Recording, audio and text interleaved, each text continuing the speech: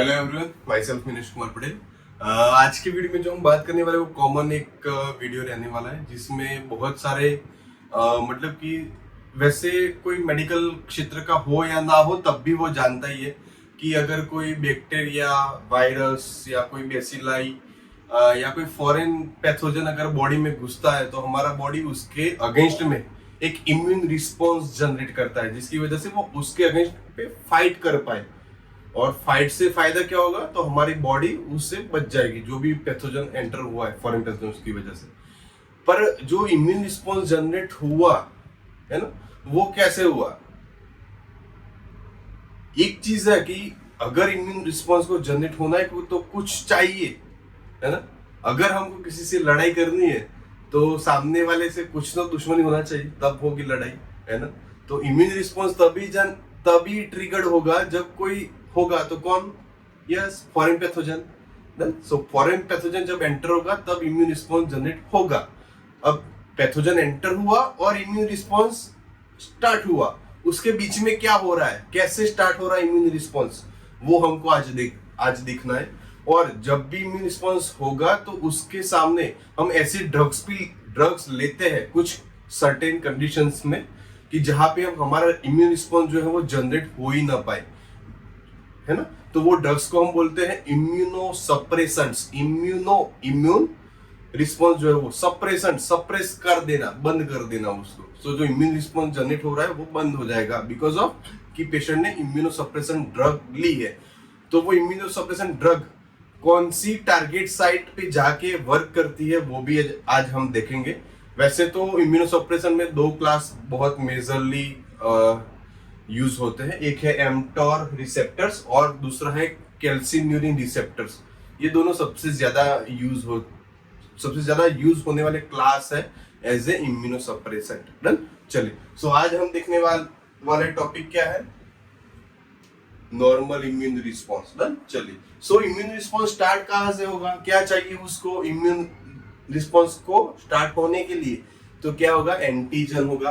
अब ये एंटीजन जो है वो क्या है? तो एंटीजन कोई भी फॉर्म में हो सकता है, आइदर कि वो बैक्टीरिया भी हो सकता है, बैक्टीरिया हो, वायरस हो, किसी भी टाइप की कोई फंगाई भी हो सकती है, या फिर कोई भी फॉरेन पैथोजन भी हो सकता है, या तो कोई फॉरेन पार्टिकल भी हो सकता है, पार्टिकल ही लिख देते, पार्टिकल भी हो सकता है जो हम एज एंटीजन बोल सकते हैं उसको। सो जब भी एंटीजन बॉडी में एंटर होगा तो क्या होगा? तो antigen they can bind with the MHC2 protein. MHC2 protein के साथ बाइंड हो जाएगा। अभी MHC2 प्रोटीन क्या है? तो M का मीनिंग क्या होगा? Major histocompatibility complex class 2। MHC2 protein का फुल फॉर्म क्या है? वैसे अगर एग्जाम पर्पस अगर आप देख रहे हो ना, तो MHC2 का फुल फॉर्म लिखना कोई मैंडेटरी नहीं है। MHC2 it will be sufficient for the exam. चलिए। सो MHC2 का मीनिंग क्या होगा? Major histocompatibility complex class 2। Done. So जब भी एंटीजन एंटर होगा बॉडी के अंदर वो MHC2 प्रोटीन के साथ बाइंड होगा। कहां पे होगा? On the surface of APC। On the surface of APC, antigen presenting cell जो रहते हैं हमारे APC, उसकी जो सरफेस रहती है, सरफेस पे MHC2 प्रोटीन रहता है और वो MHC2 प्रोटीन के साथ एंटीजन जो एंटर हुआ वो बाइंड हो जाएगा। डन। अब बाइंड होगा तो क्या होगा? Yes, it make a complex. So complex क्या बना? एंटीजन प्लस MHC2 प्रोटीन बना। अब APC के बारे में थोड़ा बात करते हैं कि क्या है APC, एंटीजन प्रेजेंटिंग सेल्स। वैसे MHC2 जो है वो MHC प्रोटीन दो क्लास में आता है, एक है MHC1 प्रोटीन और दूसरा है MHC2 प्रोटीन। MHC1 को इम्यून रिस्पॉन्स के साथ कोई लेना देना नहीं है तो उसकी बात नहीं करेंगे हम। MHC2 क्या है? तो MHC2 जो प्रोटीन है वो they are mostly found on the APC surface. अब APC कितने टाइप के हैं? दो टाइप के हैं, बी लिम्फोसाइट्स, डेंड्रोसाइट और मैक्रोफेजेस। ये तीन जो है APC क्या? एंटीजन प्रेजेंटिंग सेल्स, उसके सरफेस के ऊपर MHC2 प्रोटीन फाउंड होता है। MHC2 प्रोटीन कहां पे फाउंड होगा? तीन साइट्स पे, या तो फिर अगर ये तीन ऑप्शन नहीं है और एमसीक्यू में ये लिखा है कि एंटीजन प्रेजेंटिंग सेल, तो वो ही आएगा एपीसी। देन ये बात याद, MHC2 always found on the surface of the MHC2 rather than MHC1। Then चलिए, so the antigen they can bind with the MHC2 protein on the APC. अब क्या होगा, after that it will make a complex. कौन सा बना complex? Yes, antigen MHC2 protein and attract the TH cell. अब जो ये जो कॉम्प्लेक्स जो बना, कौन सा? Antigen plus MHC2 protein. अभी कॉम्प्लेक्स क्या करेगा? अट्रैक्ट करेगा किसको? TH cell. TH सेल मतलब हेल्पर T सेल्स है ना, जिसको हम CD4 प्लस सेल भी बोलते हैं। तो वो TH सेल को या तो हेल्पर T सेल को अट्रैक्ट करेगा। So this complex antigen MHC2 protein they bind with, जो अट्रैक्शन हुआ टी सेल का, तो टी सेल के ऊपर जो रहते हैं कौन?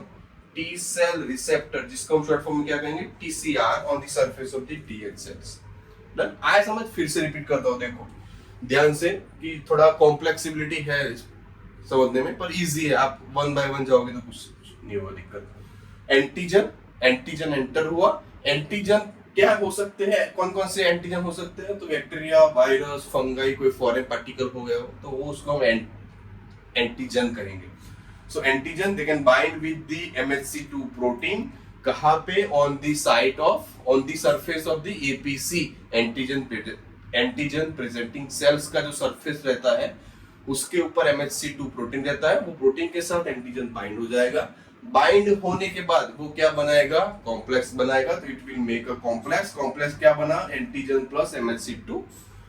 This complex it attract the TH cell, helper T cell जो है उसको अट्रैक्ट कर रहा है। वहां पे, कहां पे? जहां पे कॉम्प्लेक्स बना है वहां पे। कॉम्प्लेक्स कहां पे बना? कहां पे? APC के सरफेस के ऊपर बना कॉम्प्लेक्स। सो जहां पे कॉम्प्लेक्स बना वहां पे वो हेल्पर T सेल को अट्रैक्ट कर रहा है। अब जब भी TH सेल अट्रैक्ट हो रहा है वहां पे, तो वो क्या होगा? जो कॉम्प्लेक्स जो है वो कॉम्प्लेक्स बाइंड हो जाएगा T सेल रिसेप्टर के साथ। T सेल रिसेप्टर कहां पे है? तो T cell receptor on the surface of the TH cell. TH cell के सरफेस के ऊपर T सेल रिसेप्टर रहते हैं, और वो रिसेप्टर के साथ कॉम्प्लेक्स बाइंड हो जाएगा। कौन सा कॉम्प्लेक्स? कौन सा? Antigen plus MHC2 protein. Yes, चलिए अब next, this binding of the TCR, TCR का मीनिंग क्या होगा? T cell receptor. This binding of the TCR to the antigen MHC2 enzyme, antigen MHC2 protein, क्या हुआ? TCR जो है वो बाइंड हो गया किसके साथ? एंटीजन प्लस MHC2 प्रोटीन का जो कॉम्प्लेक्स बना, दोनों के साथ बाइंड हो गया। After that it will make a complex with that, TCR make a complex with the antigen MHC2, और उसके बाद after the formation of the complex it will stimulate. Stimulate का मीनिंग क्या होगा? एक्टिवेट करना या तो प्रोडक्शन उसका स्टार्ट करना, उसको हम स्टिम्युलेशन बोलते हैं। So it will stimulate the enzyme, कौन सा? PLC, फॉस्फोलाइपेज C जो है वो कैपिटल अलग से रहेगा, फॉस्फोलाइपेज C। तो क्या हुआ? जब भी TCR कॉम्प्लेक्स के साथ बाइंड हो जाएगा, कौन से complex? Antigen plus MHC2 complex के साथ बाइंड हो जाएगा, तो उसके साथ भी मिलके वो एक कॉम्प्लेक्स क्रिएट कर देगा। तो कॉम्प्लेक्स क्या हुआ? TCR, antigen plus MHC2 plus TCR, ये तीन का मिला के कॉम्प्लेक्स बना। वो कॉम्प्लेक्स क्या करता है? तो ये कॉम्प्लेक्स स्टिम्युलेट करता है कि एक एंजाइम को, कौन सा enzyme? PLC, phospholipase C enzyme को वो क्या करता है? स्टिम्युलेट करता है। कहां पे किया PLC को स्टिम्युलेट? तो इन दी TH सेल के अंदर PLC को स्टिम्युलेट कर दिया। किसने किया? कॉम्प्लेक्स ने। कौन सा complex? Antigen plus MHC2 plus TCR, T cell receptor. ये तीन मिलके जो कॉम्प्लेक्स बना, वो कॉम्प्लेक्स ने PLC का स्टिम्युलेशन किया। कहां पे? TH सेल के अंदर। अब जो ये जो PLC जो बना यहाँ पे, जो स्टिम्युलेट हुआ PLC, अब ये PLC क्या करता है? PLC हेल्पर T सेल के अंदर एक रहता है एंजाइम, कौन सा है? PIP2 enzyme. वो PIP2 एंजाइम को कन्वर्ट कर देगा। PIP2 it will break down break down it and convert it into PIP2 को ब्रेक डाउन करेगा, और PIP2 में से दो और चीज बनाएगा। कौन कौन सी? DAG DAG हम बोलते हैं उसको, और दूसरा बनाएगा IP3। डन, आया समझ में? जो कॉम्प्लेक्स जो बना कौन सा, antigen plus MHC2 plus TCR, वो कॉम्प्लेक्स ने PLC को स्टिमुलेट किया TH सेल के अंदर। जैसे स्टिमुलेट हुआ तो फॉस्फोलाइपेज C जो है उसने क्या किया, जो एंजाइम जो है PIP2 उसको ब्रेक डाउन कर दिया और उसमें से दो और चीज बनाई, उसको कन्वर्ट कर दिया दो चीजों में। कौन कौन सी चीज है? एक है डेग, डेग का क्या नाम है, di acyl glycerol, di acyl glycerol DAG, और दूसरा क्या बना, IP3 आइनोसिटॉल ट्राइफॉस्फेट। ये दोनों चीजें बन गई। किस में से बनी? PIP2 के ब्रेकडाउन की वजह से बनी ये दोनों चीज। डन, ये चीज है ना, अगर आपको याद हो, अगर आप सेमेस्टर 6, 7 या 8 में पढ़ रहे हो तो ये चीज आपको पता होगा। सेमेस्टर 4 में बेसिक फार्माकोलॉजी में ये सब आता था, आपको पता हो। IP3 पाथवे का आता था, डेग एंड IP3 पाथवे, ये सब आता था। तो यही चीज है जो हम करने वाले हैं, जो पीछे वाला जो है वो, अगर वो आपको रिकॉग्नाइज हो रहा हो तो। चलिए, सो क्या किया PLC ने, फॉस्फोलाइपेज जो C है उसने ब्रेक डाउन कर दिया PIP2 का दो चीजों में। कौन कौन सी दो चीज बन गई उसमें से, PIP2 में से? तो PIP2 is converted into the DAG and also IP3। चलिए, अब एक को पकड़ते हैं, उसको छोड़ देते हैं, फिर बाद में IP3 को पकड़ेंगे और छोड़ देंगे उसको। चलिए, सो अब जो डाइएसाइल जो ग्लिसरॉल है वो क्या करेगा, तो this diacyl glycerol will stimulate the protein kinase C।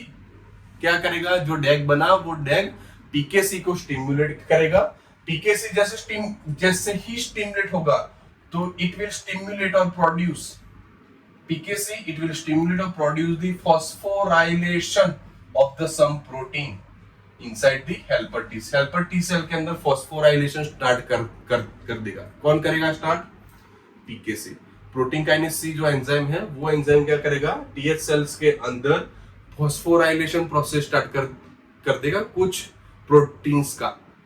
सो ये पूरा पाथवे हो गया। कौन सा? डेग पाथवे। डेग इतना तक ही है। चलिए, बात करते हैं IP3 आइनोसिटॉल ट्राइफॉस्फेट। सो IP3 में क्या हो रहा है, तो IP3 जो है वो IP3 जैसे कन्वर्ट हो जाएगा from the PIP2। IP3 it will bind with the IP3 receptor. IP3 receptor के साथ बाइंड हो जाएगा। कहां पे? ऑन दी SR का मीनिंग क्या होगा? ये सार्कोप्लाज्मिक रेटिकुलम है ना। सार्कोप्लाज्मिक रेटिकुलम किस चीज के लिए रिस्पॉन्सिबल है? It will responsible for the storage of the calcium. अब अगर कोई ऐसा स्टोरेज साइट है जहां पे कैल्शियम बंद पड़ा है एज अ रिजर्वायर, अगर वो स्टोर को मैं खोल दूं तो क्या होगा, है ना, अंदर की जो चीजें वो बाहर लीक आउट हो जाएगी, ऑब्वियस चीज है। तो जब भी IP3 बनता है, IP3 रिसेप्टर के साथ बाइंड हो जाता है। अभी रिसेप्टर कहाँ है? IP3 receptor on the surface of the sarcoplasmic reticulum, SR के ऊपर। So after the binding it increases the releases of the calcium। जैसे ही सार्कोप्लाज्मिक रेटिकुलम के साथ बाइंड हो गया IP3, वैसे ही क्या किया, सार्कोप्लाज्मिक का जो सरफेस जो है वो रप्चर हुआ। रप्चर की वजह से जो कैल्शियम अंदर था वो बाहर आ गया। So they increases the release of the calcium inside the cytoplasm of helper T cell. Helper T cell का जो साइटोप्लाज्म है वहां पे कैल्शियम रिलीज हो गया ज्यादा। कहां से हुआ? From the sarcoplasmic reticulum. क्यों सार्कोप्लाज्मिक रेटिकुलम में से ही कैल्शियम रिलीज हुआ? Because of SR, sarcoplasmic reticulum is responsible for the storage site or as a reservoir of calcium। Calcium भरा पड़ा है उसके अंदर, अगर उसको तोड़ देंगे तो कैल्शियम बाहर निकल जाएगा। चलो, so it releases of the calcium inside the cytoplasm of the helper T cell। This calcium, अब जो ये कैल्शियम जो रिलीज हो उसका क्या होगा? This calcium will binds with the calmodulin। It will bind with the calmodulin। calmodulin जो है उसको हम एब्रिविएटेड फॉर्म में क्या लिखते हैं पता है? C कैपिटल आएगा, A स्मॉल रखते हैं हम, और M capital, CAM calmodulin। So this calcium will bind with the calmodulin protein। जो calmodulin प्रोटीन रहता है उसके साथ बाइंड हो जाएगा after the binding it make a complex, complex create कर देगा। कॉम्प्लेक्स का नाम क्या होगा? कैल्शियम कैल्मोड्यूलिन कॉम्प्लेक्स, जिसको हम कैसे शॉर्ट में भी लिख सकते हैं, कैल्शियम प्लस कैल्मोड्यूलिन कॉम्प्लेक्स। अगर इस शॉर्ट फॉर्म में लिखना है तो भी लिख सकते हैं, इट विल बी राइट। चलिए, सो जब भी कॉम्प्लेक्स बना, कौन सा? कैल्शियम प्लस कैल्मोड्यूलिन का। अब क्या होगा? This calcium and calmodulin complex it will stimulate the calcineurin. क्या करेगा? अब ये कॉम्प्लेक्स क्या करेगा? एक और चीज को स्टिम्युलेट करेगा, रिलीज करवाएगा। कौन सी चीज है वो? कैल्सिन्यूरिन। और यही कैल्सिन्यूरिन आके जाके फिर इम्यून रिस्पॉन्स करवाता है। वो कैसे, हम देखते हैं।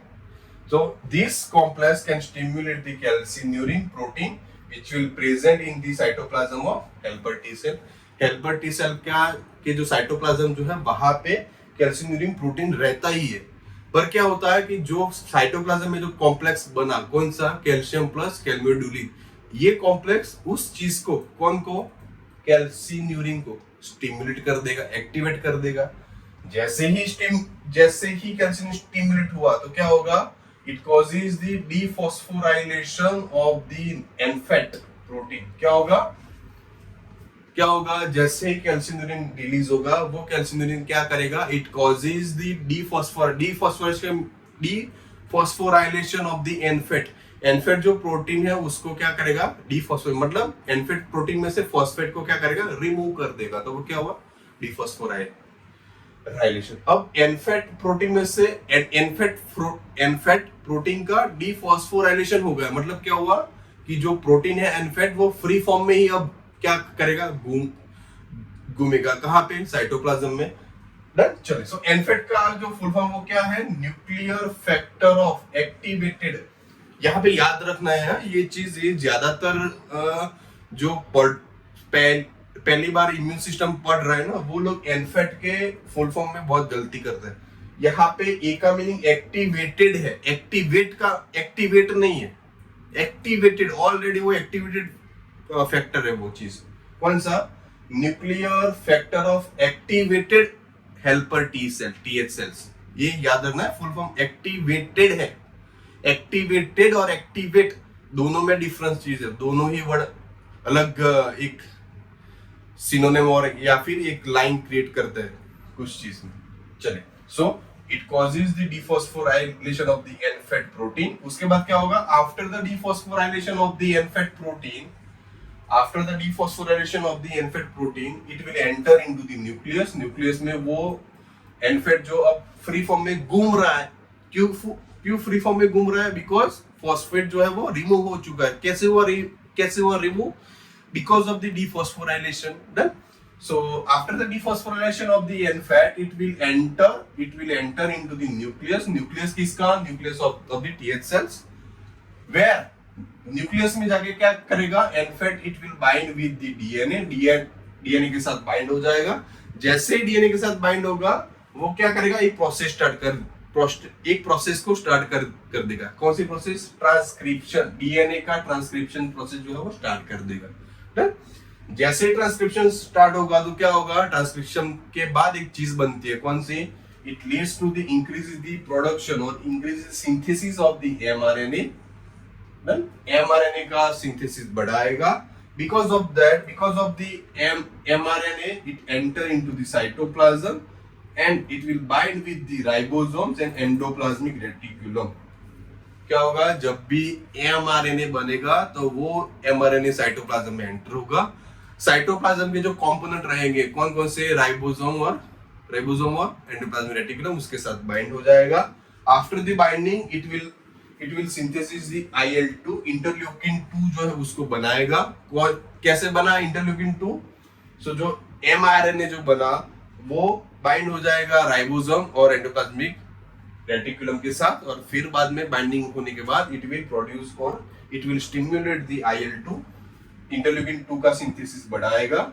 इंटरल्यूकिन क्या करेगा? So this interleukin 2 released from the TH cell से जो रिलीज हुआ इंटरल्यूकिन 2 वो क्या करेगा, it will bind with the IL-2 receptor on the TH cell के ऊपर जो IL-2 रिसेप्टर रहते हैं वो रिसेप्टर के साथ IL-2 बाइंड हो जाएगा।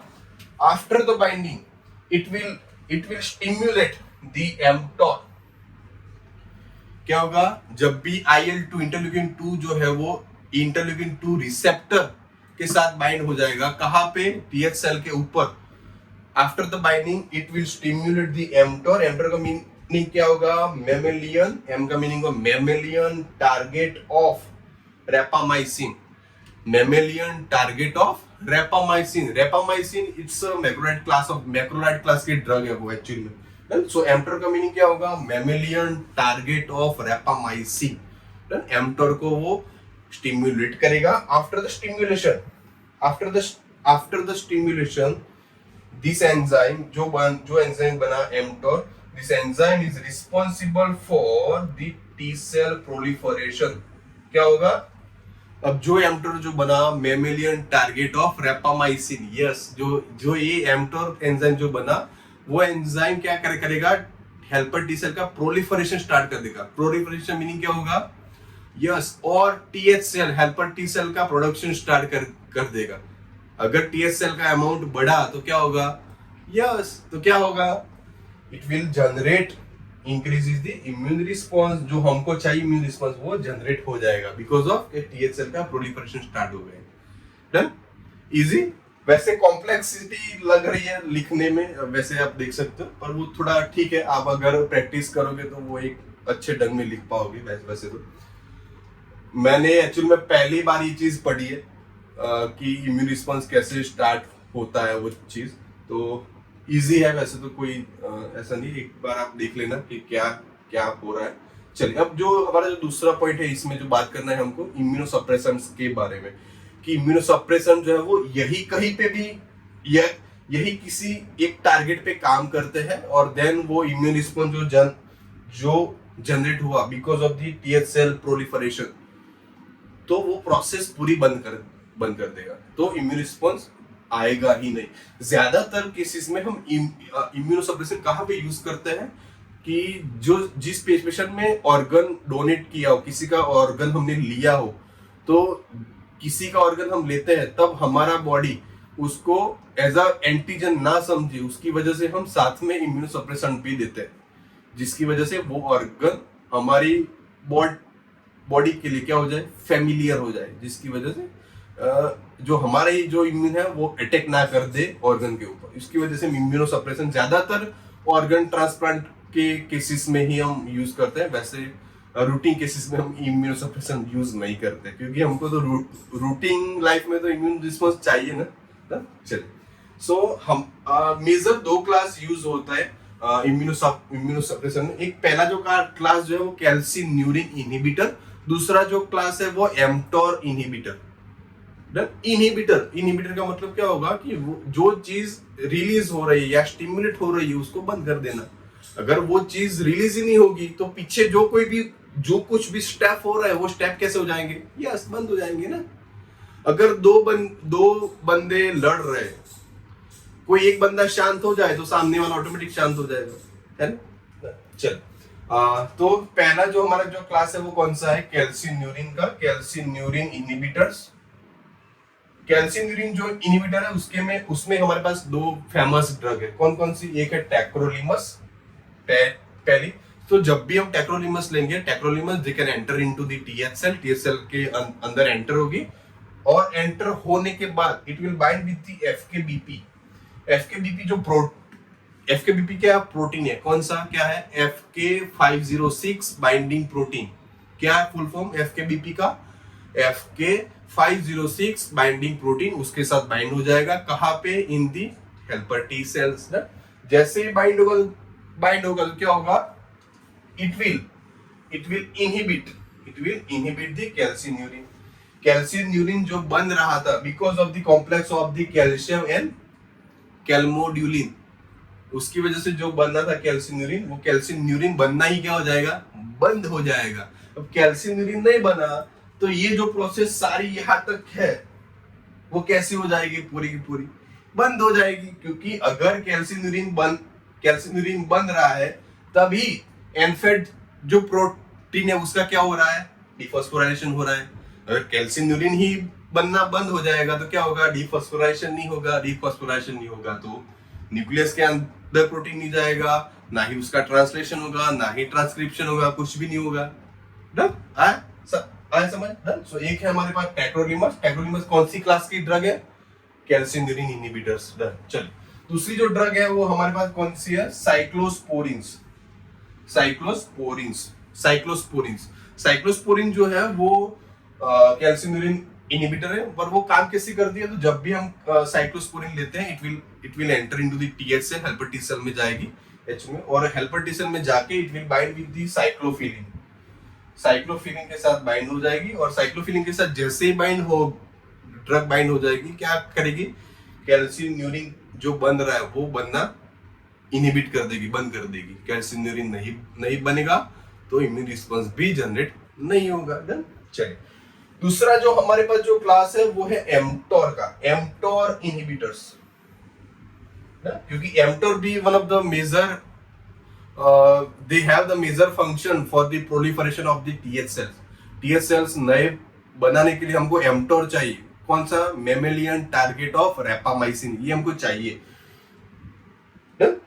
अगर एम्प्टोर को ही अगर हम बंद कर दे, तो एम्प्टोर बनना ही बंद कर दे तो क्या होगा, यस टीएच सेल का जो प्रोलिफरेशन हो रहा है, नए जो टीएच सेल बन रहे हैं वो बनना क्या हो जाएगा, बंद हो जाएगा। अगर टीएच सेल नहीं बन रहे हैं तो क्या होगा, इम्यून रिस्पांस भी जनरेट नहीं होगा। Yes good. चलिए सो एम्प्टोर में हमारे पास दो ड्रग है। कौन सी है, पहली जो आपने नाम भी सुना होगा शायद, वेरी फेमस ड्रग सिरोलीमस एक्चुअली उसका दूसरा नाम क्या है, रैपामाइसिन है। यस रैपामाइसिन ही बोलते हैं एक्चुअली में हम उसको, सिरोलीमस को। तो पहली जो ड्रग है सिरोलीमस, दूसरी जो है वो क्या है, क्या, इवेरोलीमस। सिरोलीमस और इवेरोलीमस, ये दोनों ड्रग कौन सी है, एम्प्टोर इनहिबिटर्स क्लास की दोनों ड्रग है। अब ये दोनों एक्चुअल में एक सेम तरह से काम करती है। क्या करती है, तो जब भी हम लेंगे तो वो टीएच सेल के अंदर जाएगी, एम्प्टोर को क्या करेगी, इनहिबिट कर देगी, बनना कैसे क्या करेगी, तो it will bind with the FKBP. कहां पे आया एफकेबीपी, यहाँ पे आया टैक्रोलिमस में। एफकेबीपी का फुल फॉर्म क्या है, FK506 बाइंडिंग प्रोटीन। सो जब भी हम एम्प्टोर इनहिबिटर लेंगे तो वो एफकेबीपी के साथ बाइंड होगा। अब एक चीज जो अगर फार्माकोलॉजी समझ रहे हो ना, तो एक क्वेश्चन आपके दिमाग में आएगा कि टैक्रोलिमस जो है वो भी एफकेबीपी के साथ बाइंड हो रहा है, एम्प्टोर इनहिबिटर है वो भी एफकेबीपी के साथ बाइंड हो रहा है। अब दोनों ही ड्रग को एक ही साइड पे बाइंड होना है तो क्या होगा, यस दोनों में क्या होगा, कंपटीशन होगा। अगर कंपटीशन हो रहा है तो क्या होगा, किसी एक ड्रग का बाइंडिंग होगा नहीं, एज अ फ्री फॉर्म में वो घूमती रहेगी ब्लड में और टॉक्सिसिटी प्रोड्यूस करेगी। देन ऐसा होगा जनरली, जो नॉर्मल अगर हम काइनेटिक देखिए फार्माकोकाइनेटिक ड्रग का, तो ऐसा होता है। पर यहाँ पे थोड़ा अलग चीज है, भले ही एक ही प्रोटीन के साथ बाइंड हो रहा है, एफकेबीपी, पर दोनों की बाइंडिंग साइट कैसी है, यस अलग है, डिफरेंट है। अगर दोनों ही ड्रग, वैसे तो ऐसा कोई नहीं कॉम्बिनेशन है ही नहीं या जरूरत भी नहीं, पर जस्ट एग्जांपल कि अगर हम टैक्रोलिमस और सिरोलीमस अगर एक साथ लेते हैं तब भी कोई फर्क नहीं पड़ेगा, दोनों ही ड्रग एक्शन प्रोड्यूस करेगी ही। एक ड्रग जो है वो कैल्सिन्यूरिन को बंद कर देगी, दूसरी जो है वो एम्प्टोर को बंद करेगी, क्योंकि दोनों की ही बाइंडिंग साइट डिफरेंट है, तो वो कोई एक दूसरे के साथ उनका कॉम्पिटिशन नहीं होगा और दोनों ही ड्रग एक्शन प्रोड्यूस करेंगे। ये याद रखना है, दोनों ही ड्रग एफकेबीपी, ये तीनों ड्रग एफकेबीपी के साथ बाइंड हो रही है, पर जो टैक्रोलिमस है वो एफकेबीपी के डिफरेंट बाइंडिंग साइट पे बाइंड हो रही है, जबकि सिरोलीमस और इवेरोलीमस जो है वो भी एफकेबीपी के साथ बाइंड हो रही है, पर दूसरी साइड पे बाइंड हो रही है। सो ये दोनों ड्रग क्या करेगी, एफकेबीपी के साथ बाइंड हो जाएगी। After the binding they will inhibit the mTOR. MTOR को क्या करेगा, बंद कर देगा पूरा। एम्प्टोर अगर बनना बंद हो गया तो क्या बंद हो जाएगा, यस टीएच सेल का प्रोलिफरेशन बंद हो जाएगा। प्रोलिफरेशन बंद हो गया तो इम्यून रिस्पॉन्स भी अल्टीमेटली क्या हो गया, बंद हो गया पूरा। डन। चलिए सो this is the whole about the immunosuppressant drugs regarding the target of drug action. Done. Thank you for watching our video.